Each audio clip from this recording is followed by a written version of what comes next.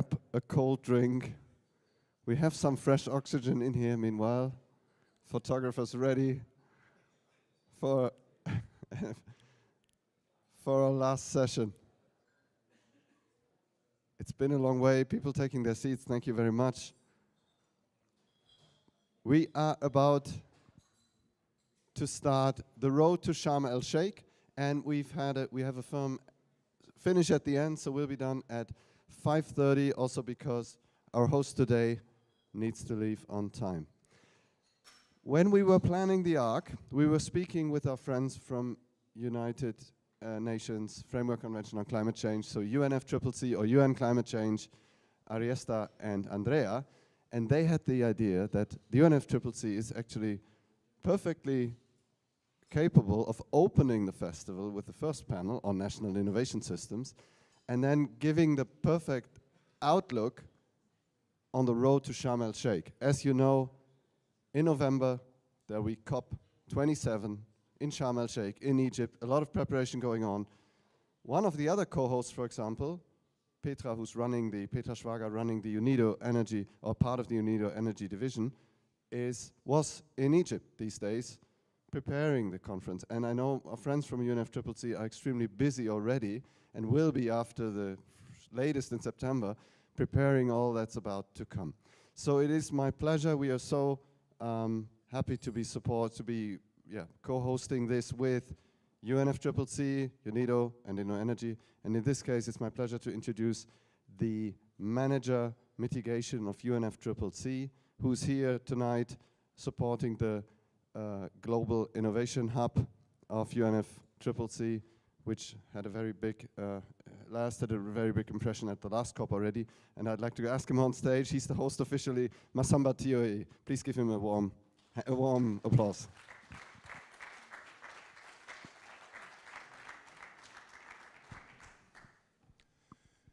Thank you, Peter, and good afternoon to those that are in the room, and good morning, good afternoon, good evening to those that are watching virtually. I'm really pleased to be here and have this opportunity to share with you what the UNFCCC is doing in terms of promoting innovation for climate and sustainability. And I would like to thank FCA and Peter for giving us this opportunity. So I was very pleased to see that a lot of things are going on. Actually, a lot of climate and sustainability solutions are under development, but we feel that we can do more. Innovation has not yet been fully mobilized to effectively support climate and sustainability. And why is it like that? Next slide, please. The problem is that we lack moonshot thinking. Generally, when we are setting targets, our targets are based on our perception of what is possible. We will look at the financial instruments that are available to us. We will look at the technology and the policy that are available in our environment. And this is based on that we set target and commitment. So it means that then the technology and policies that are already available dictate the level of ambition that we have. And because we do not have all the policy, all the technology, all the climate and sustainability solution that we need for 1.5 degree goal, for example, our ambitions are not aligned with the 1.5 degree goal. But the problem is that the lack of availability of climate and sustainability solution at scale on the one hand, and the lack of ambition at the other hand, are stuck in a vicious circle because each of them is at the same time cause and consequence of the other one. Because if you will ask to those that are developing climate and sustainability solution why we do not have all the climate and sustainability solution we need at scale to respond to the climate and sustainability challenge, they will say because there is no demand, because there is no ambition. So low ambition dictate low level of climate and sustainability solution, and low climate and sustainability solution dictate low ambition. So there was a need to break this vicious circle, and this is one of the things the Climate Innovation Hub of the UNFCCC Secretariat would like to do. Next slide. Okay, so this is just to represent quickly this issue of creative tension, which is extremely important for innovation. So if you set ambitious goals, you create creative tension that are extremely powerful to promote innovation. But what happens very often is that instead of using ambitious vision for creative tension, we have the emotional tension that put pressure to lower the vision, and this is actually what happened. And when this is the case, you do not see the need for collaboration, you do not see the need for more effort, you just lower your commitment and your ambition. Next slide. Yeah, and the problem is that once it is like that, you are not working on the right problem. And I would like just to illustrate this by this guy who lost its key in the dark and is looking for the key under the light. And when it was asked, but why are you looking for your key here? They are not lost here, they are lost in the dark. He says, this is because this is where the light is. So what is happening currently with the climate crisis is very similar to what I have illustrated here. We are not working on the right problem. We are working on the wrong problem because the level of ambition is not what is needed to achieve our long-term goal. Next slide. Yeah, so to address this issue, what we are promoting is to have, let's say, 3 types of target for all types of entities. We understand that most of the entities are not willing to make targets that are beyond their capability. So what we are promoting is to have 3 types of target for corporates, for financial, for subnational, as well as national government. They can set one target which is aligned with their capability, and then set another target that is aligned with what is needed, that will be aligned with the 1.5-degree goal and the sustainability goal. And the gap between these 2 types of target will be translated into demand for climate and sustainability solution. So this is what I can do. This is what I need to do. The gap between the 2, I translate it into a demand for climate and sustainability solution. Because if we do that, we will at least know what the problem is. What is it that we need to address? And then all this demand for climate and sustainability solution will be aggregated into one single global demand for climate and sustainability solution. And we are encouraging all entities to make a 3rd target, which is to contribute to the global demand for climate and sustainability solution. This is what collaboration is all about. The level of collaboration that we have currently among nations and even within countries is not enough to address the global challenge that we are facing. We need much more collaboration. So we need radical collaboration. We need these 3 types of target, and then it can lead to enhanced ambition, and it can also support successful implementation of climate and sustainability action. Next slide. Yeah, another issue that is really important is to go deep to the issue. Generally, what we are trying to address, the challenge that we are facing, we stop at the level of event, and sometimes we can go down to the level of pattern, but we are still addressing the visible part of the iceberg.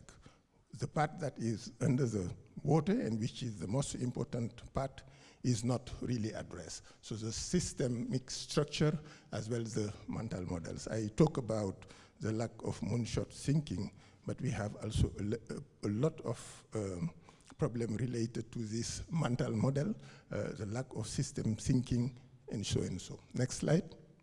So this is a representation of the environment in which we are working currently. everything is designed to maintain the current system for wealth production. So the natural resources are only input to the system for wealth production. So individual people are employees and consumers that are supporting the system for wealth production. The environment, to a large extent, is considered as a place where waste can be actually dumped. It could be in the air, in the water, in the soil, and so and so. Even innovation is focusing mainly at the sectoral level. And I will share with you later on what is the alternative approach or the complementary approach, because we need that, but we need to do more than that to be able to address the challenge that we are facing. And even the carbon budget, if you are saying this is the carbon budget left for the world, this carbon budget is allocated to sector and not to core human need. And all these things are limiting the capability to address the challenge of climate and sustainability. Next slide. This is what we are promoting. Instead of putting at the center the system for wealth production, we need to put people and the planet at the center and try to address the core human need people are facing. So it means that the economics need to serve the social while being aligned with the constraints that are in place related to the environment. And one important aspect here, and confirmed by many of the discussions that I have heard today, is that we need to work at the sectoral level. We need to use innovation to improve at the sectoral level. But we need to be mindful that this can only lead to incremental change, because we keep the same product, we keep the same processes, we keep the same value chain, and we try to improve them. For example, in relation to climate, what we'll try to do is to decrease the carbon footprint of existing product, value chain, and processes. This is important. This has to be done, but it will not be enough to address the challenge that we are facing. To address the challenge that we are facing, we need to go back to the core human need. The product and processes are satisfying, and ask ourselves how innovation can be used to develop alternative value chain that can satisfy the same core human need while being aligned with the climate goal, while being aligned with the sustainability goal, while providing flourishing life to 10 billion people by 2050, while enhancing biodiversity, and while contributing to land regeneration. This is very important, and this is only if we take the problem holistically and try to address all these points at the same time with a systemic approach, that we can address the problem without creating another problem. Because we are very good in solving problem, but we are not good in avoiding problem. Next slide. Yeah, and this is just to represent the way it works.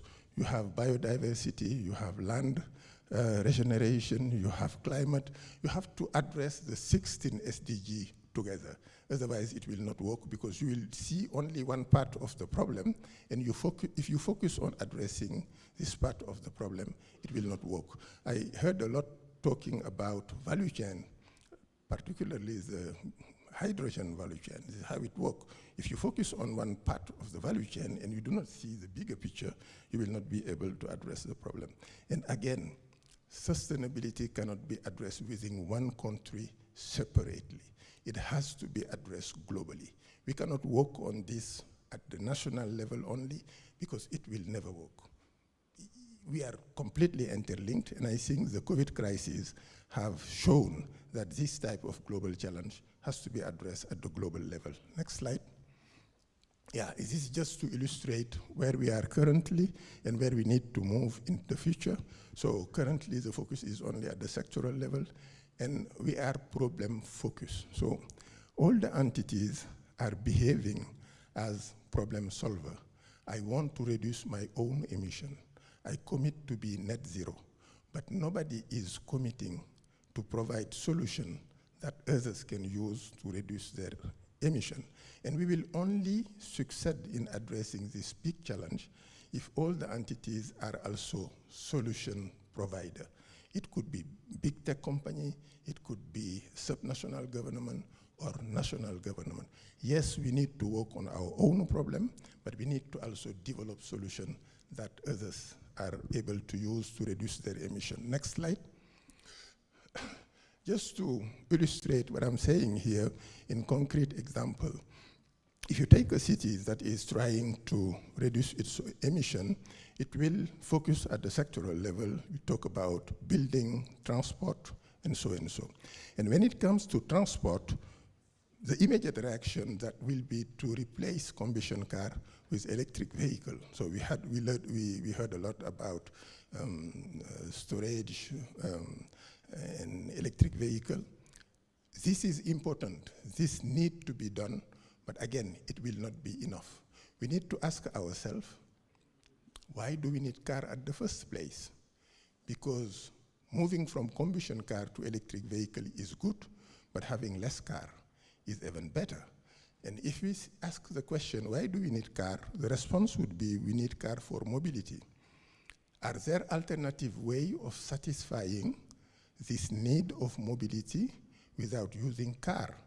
Can we use innovation to design our city differently so that they are more compact, more connected, and related among themselves with very efficient public transportation, so that all products and services are at walking or at biking distance.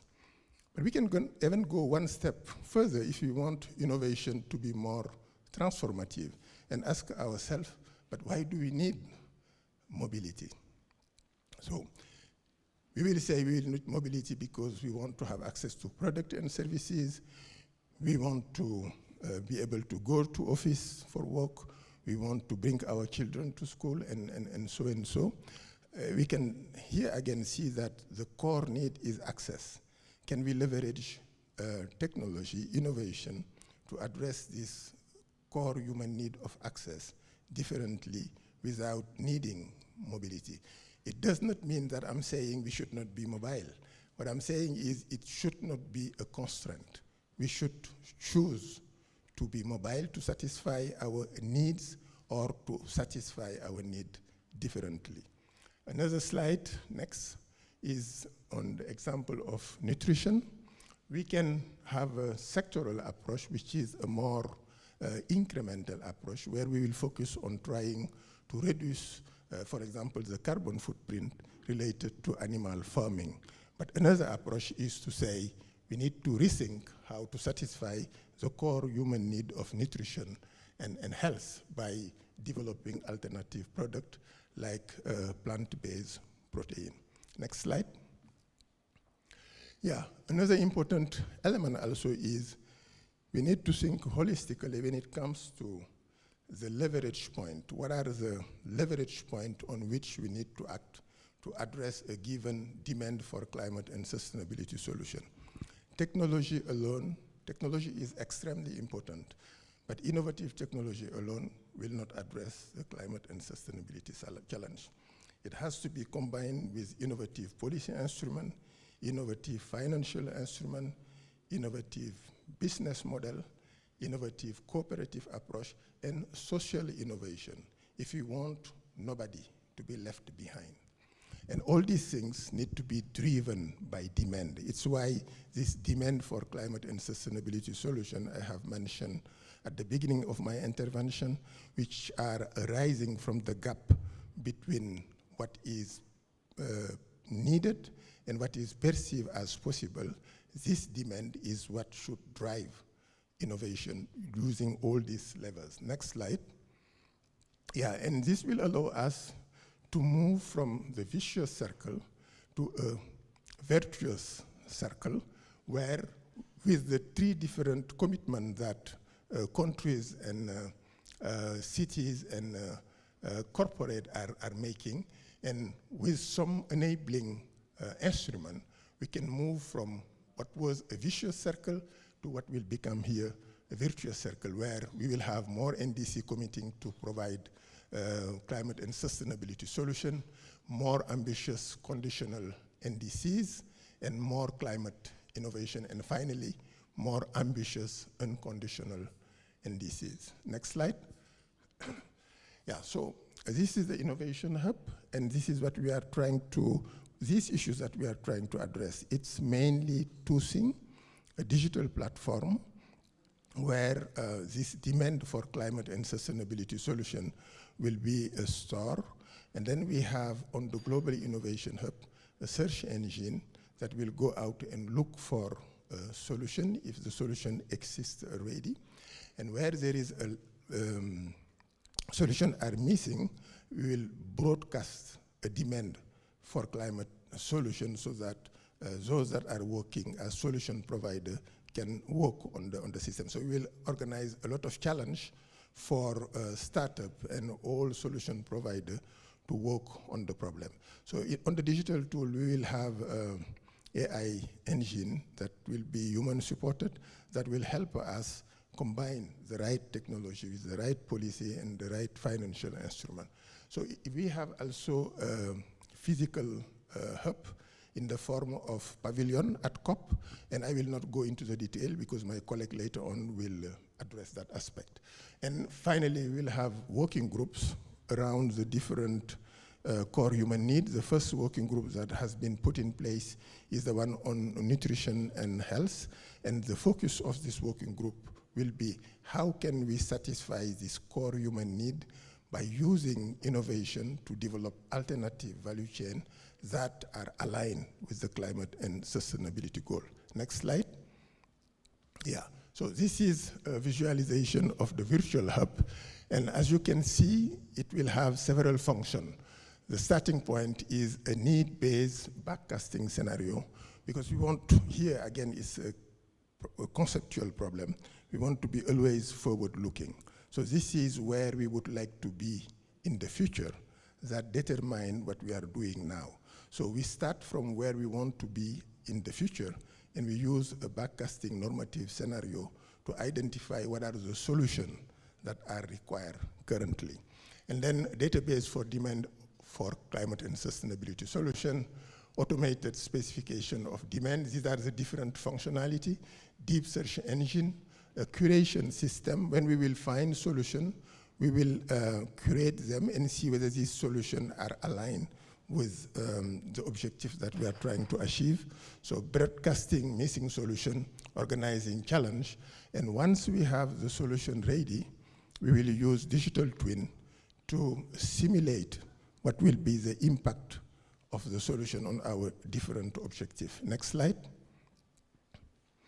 Yeah, here I would like very quickly to talk about one of the instruments that will be on the platform, which is a new framework for green bond. But I will pass through very quickly because I know that we do not have a lot of time left. This is to summarize combining the carbon market and the green bond market, because we want to achieve two things. One, we want to address the issue of greenwashing that is very much present in the green bond system as it is known currently, but at the same time make green bond attractive to mainstream finance. So maybe next slide, just quickly. So what we are doing is very similar to what is happening in the electricity sector with the renewable electricity certificate. So if you buy electricity in the renewable electricity market, you get the electricity, but you get also the green attribute of the electricity in the form of renewable electricity certificate. That's what we are trying to do here. You get the bond, and then you get with the bond what we call a mitigation outcome security, which is a promise to deliver in the future the green attribute of the activities that will be financed with the proceeds of your green bond. Next slide. Yeah, and quickly, this is what the way green bond will be defined. Next slide. Yeah, and instead of having the corporate at the center, we would like to have the financier at the center so that we can mobilize finance from the private sector. So the idea is to use carbon finance to leverage climate finance from the private sector. Next slide. Yeah, and these are the benefits that we have by doing all these things: transparency, objectivity, and environmental integrity. We do not have anymore the issue of use of proceed, because we know what the money will be used for, because you have the green credit appended to the bond, optimal use of public climate finance, mobilization of private climate finance, and so and so. Next slide. Yeah, and we are actually pilot testing this initiative with all these organizations, with the Bank for International Settlement, Bank of England, AIIB, and all these organizations. And actually, because the carbon credit will be tokenized, and we are developing the system that will allow to test it and see how impactful it will be. And there is already one bank that would like to issue a green bond based on this framework. So this is a means for subnational government to issue sovereign bond and use the proceeds of the bond to finance a startup and solution provider. Next slide.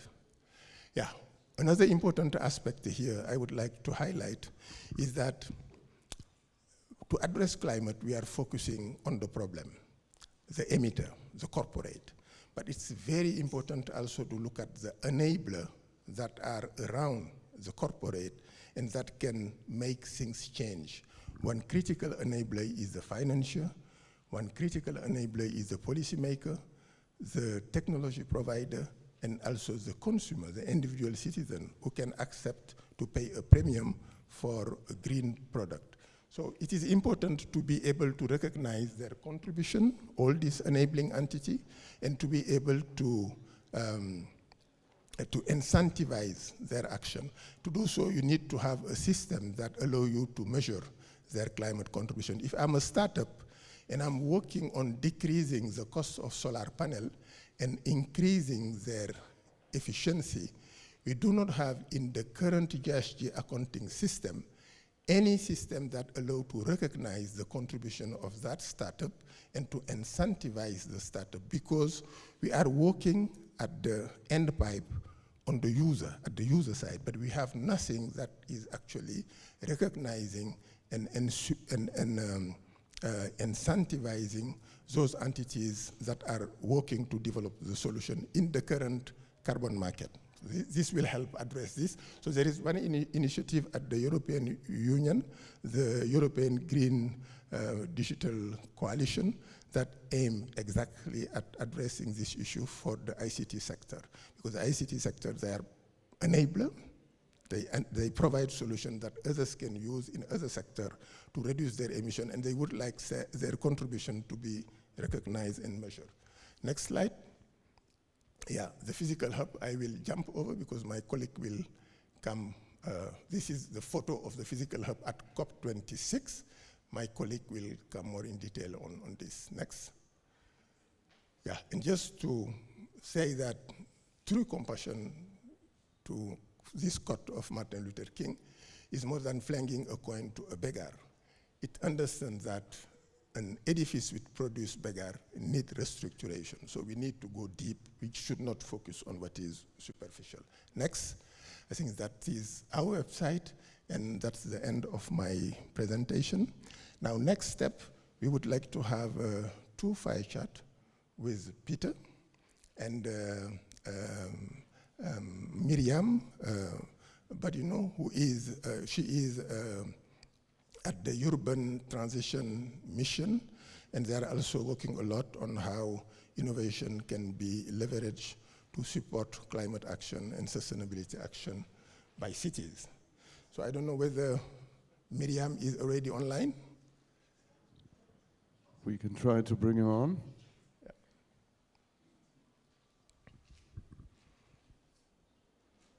And maybe I can sit now. Massamba, I'm not the, oh, there they are. Hi. Can you see me or hear me?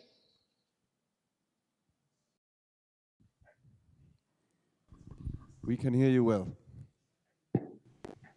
assume not. Okay, so Can you hear me well?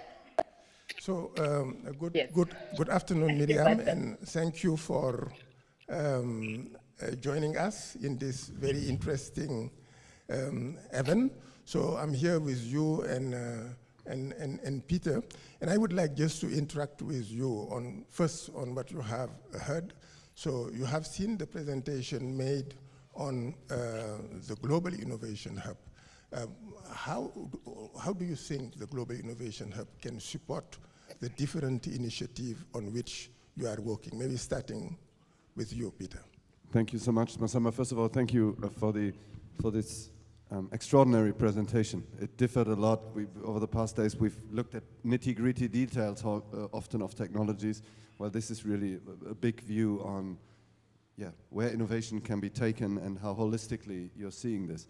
Now, we had Vanessa, who's also from UNIDO, is also in the audience, and myself, we were pleased to support the last Innovation Hub when you kicked it off at COP26, and I was just struck by how many impactful corporates you've brought together and how broad the range of stakeholders in the innovation process is that basically came to the UNFCCC Innovation Hub. And in specifying that a little, I remember you had both the digital corporate worlds that do a lot of innovation, and innovation is in their DNA. There was Google, there was Facebook, there were all these, Bloomberg was there as a media, as an information group. And at the same time, we met also a lot of industry players who are working in the heavy industries.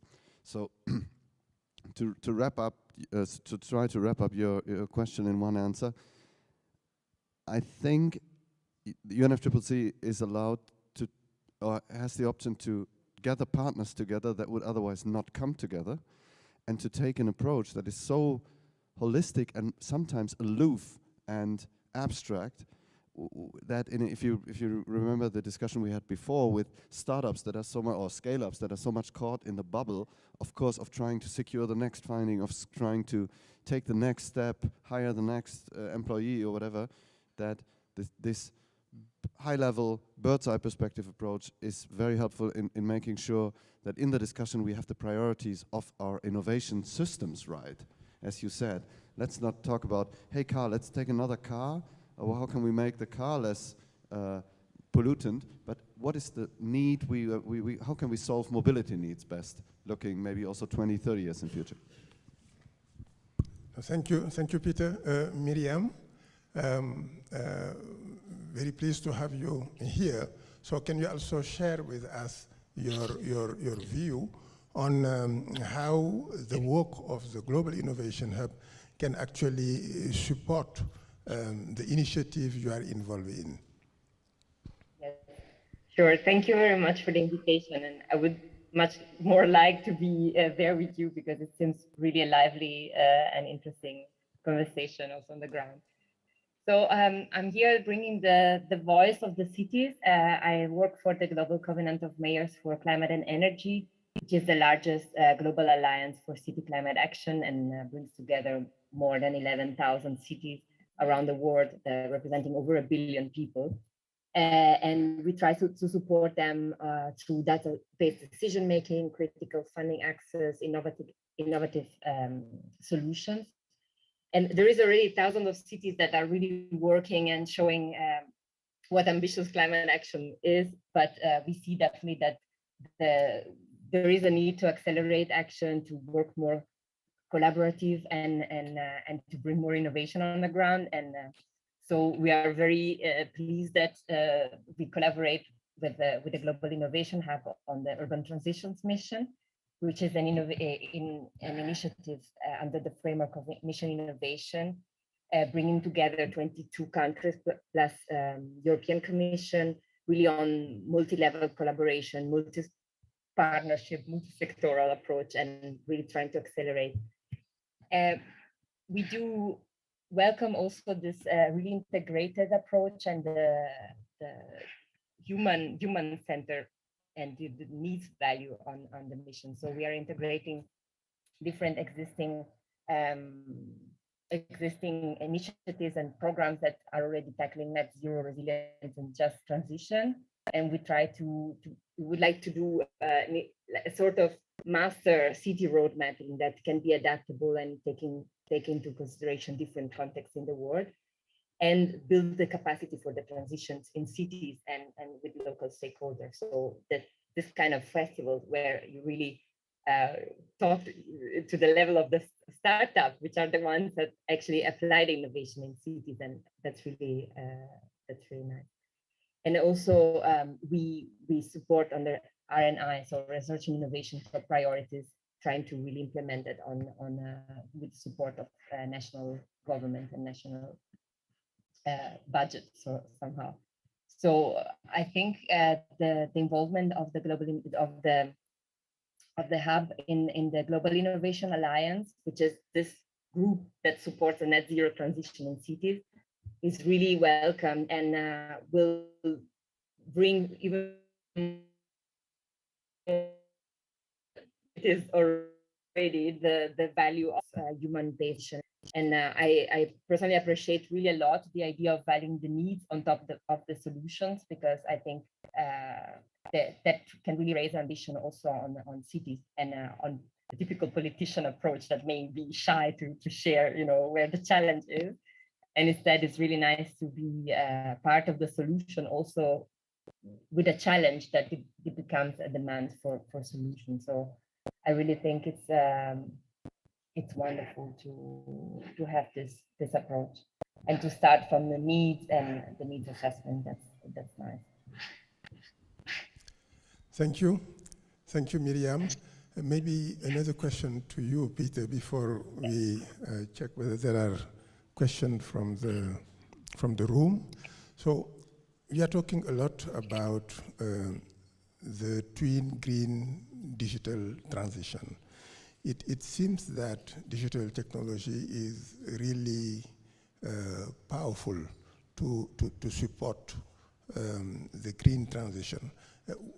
Why is it like that? What are the specificities of digital technology that make them be enabler of big transformation for green transition? Thank you, Massamba. I think actually it's a two-sided sword in a way. We've been discussing over the past days with companies from the digital space or innovators working in this field, large ones like SAP, just as smaller innovators. And after all, I mean, the whole energy system of many nations is in a radical transformation. We're coming from a demand-following large power plant system that could be switched on. It took a long time to switch them on, but they could follow the demand as it was over the course of the day by industry and customers, And now we have this intermittency dominated renewables, more and more renewables-based systems where supply has to follow demand in a way, and for that, digital technologies are extremely helpful, but that's just one example.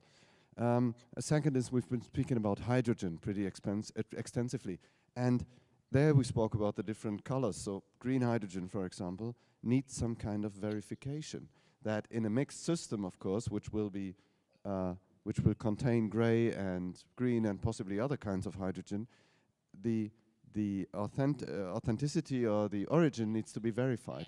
Digital technologies can help a lot, just as we've seen during the pandemic with a lot of other things where we can avoid emissions right away.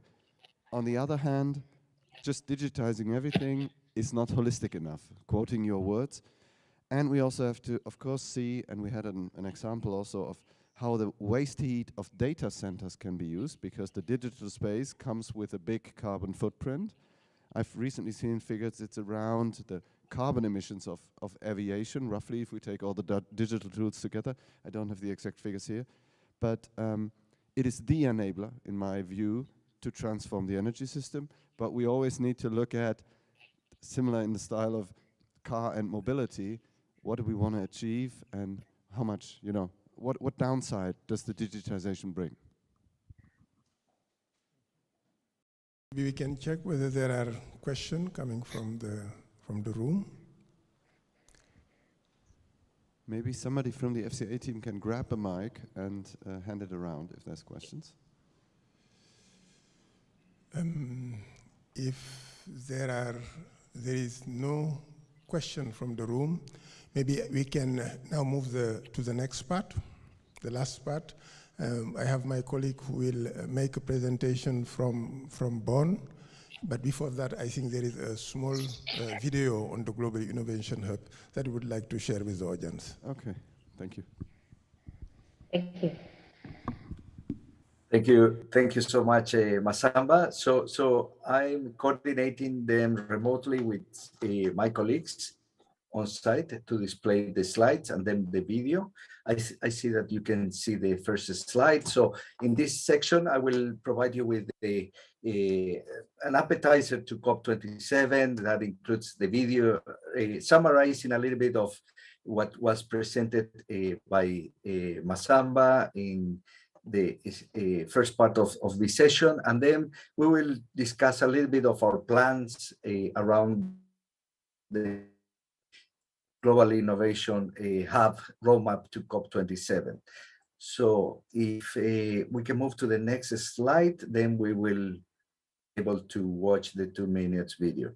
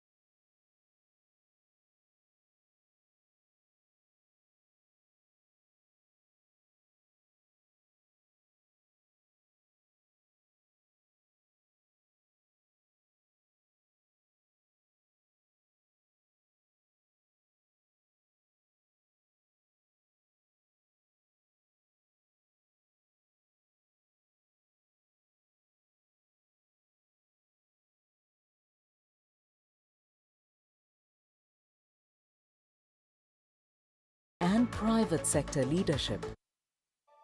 We know it from the science.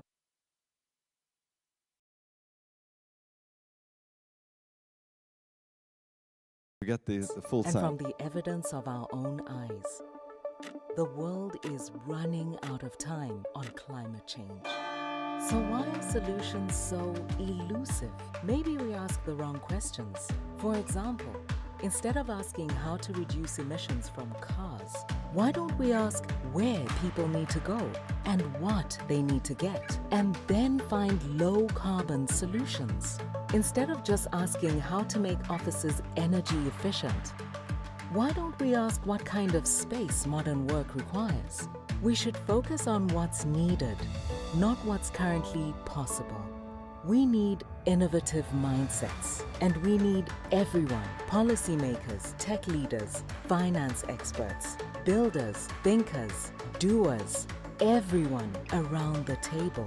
The United Nations Climate Change Global Innovation Hub provides that urgently needed platform for cross-disciplinary action. Harnessing the convening power of the United Nations, with public and private sector leadership, the Hub is building digital tools to bridge demand and supply of climate solutions and to measure impact in line with the Paris Agreement goals. We are gathering experts and providing them space to work together in radical collaboration. Innovation is not an event or even a process. Innovation is a culture. We're building that culture to win the fight against climate change.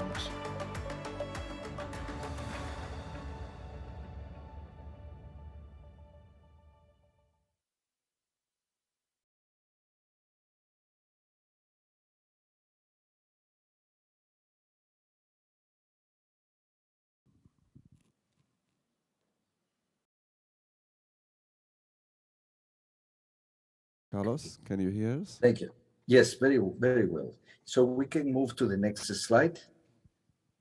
So the next session, part of the slides will give you a little bit of an appetizer of what we are planning to put together from the operational point of view to synchronize the approach and the concept that Massamba introduced at the beginning.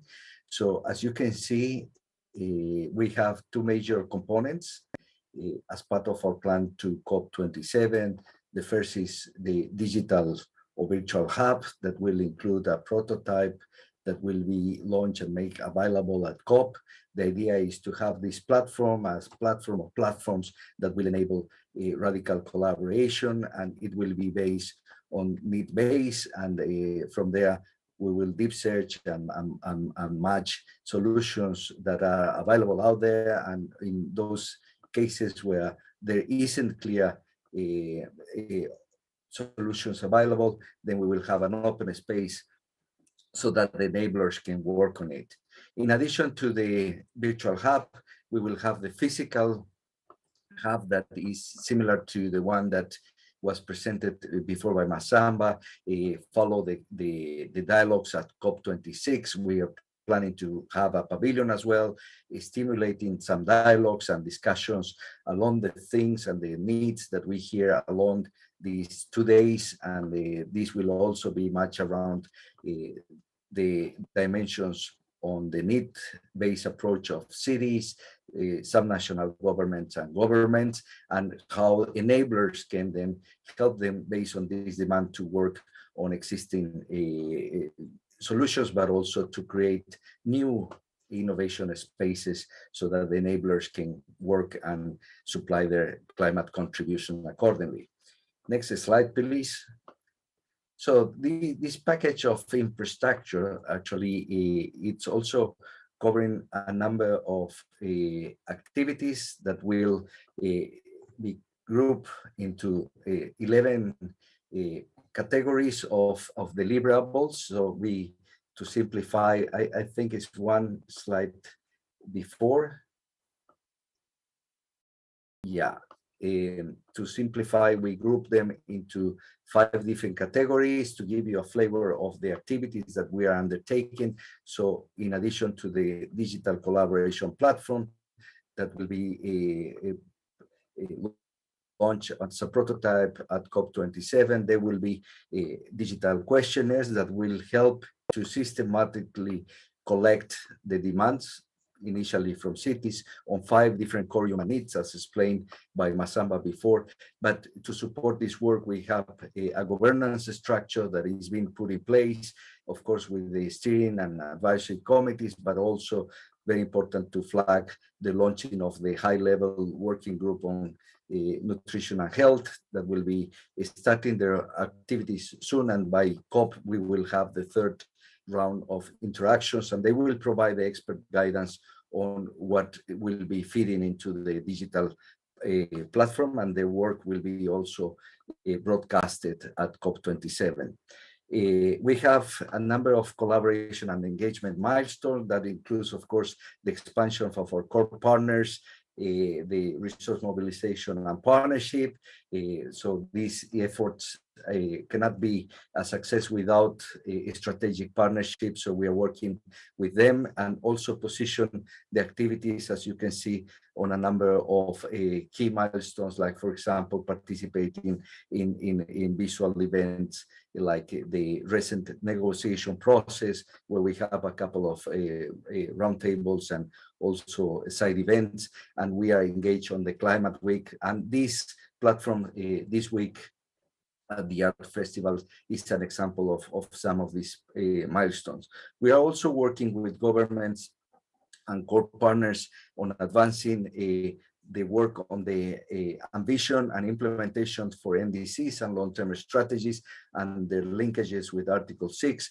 So there will be also in the dialogues some progress on championing with countries that will be benefiting from the need-based approach and the platform and infrastructure that we are putting together. And the frameworks, I won't go into the details, but the framework will be really an interesting platform for enablers to start working, of course, with the government, the parties, but also with the cities and national government. So this will stimulate also enablers like finance, but also collaboration and business models, leadership, and so on and so forth. Next slide, please.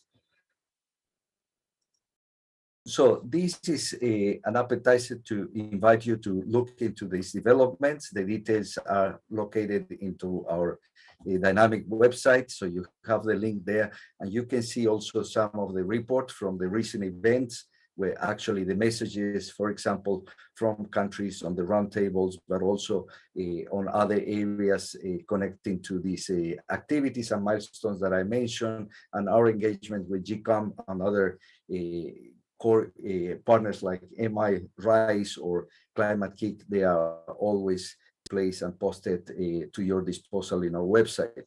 If you have any questions or you need further guidance or you have any feedback towards COP27, please don't hesitate to write us and send us an email, so you have that on the screen.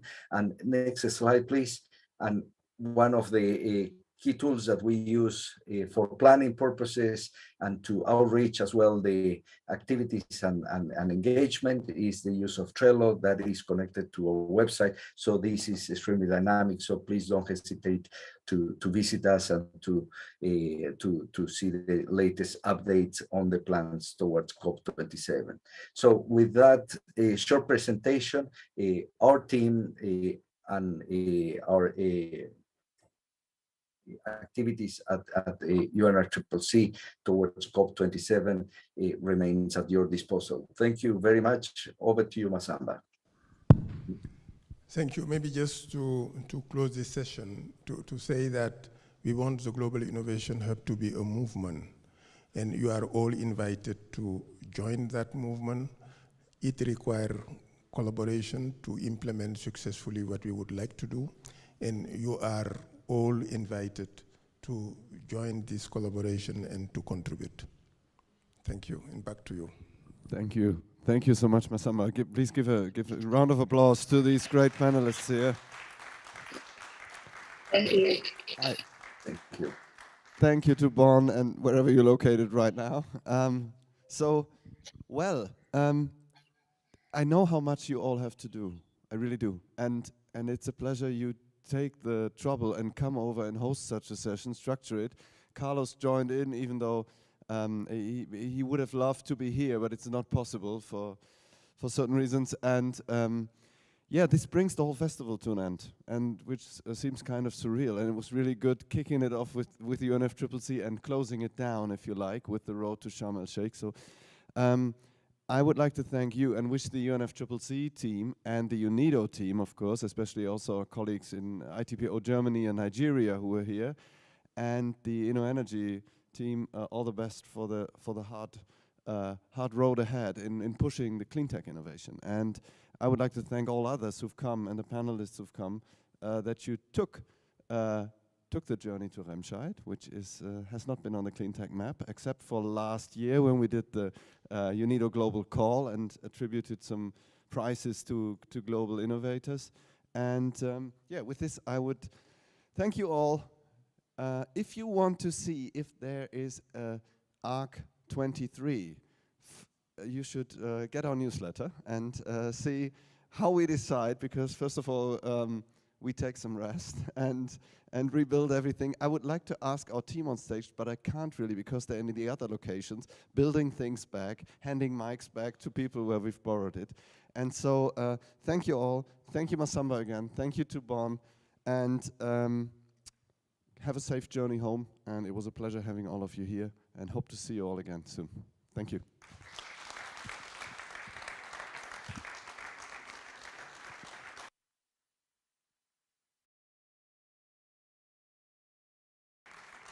Thank you.